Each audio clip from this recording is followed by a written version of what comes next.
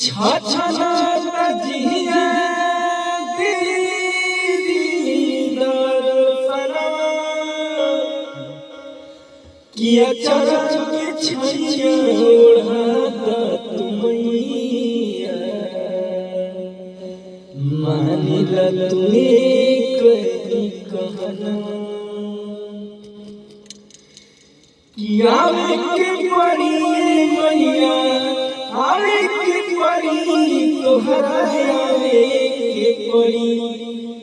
जब अंगना में घिउ दिया बनी भवानी मैया आवे के पड़ी किया के पड़ी माई आवे के पड़ी तोहरा आवे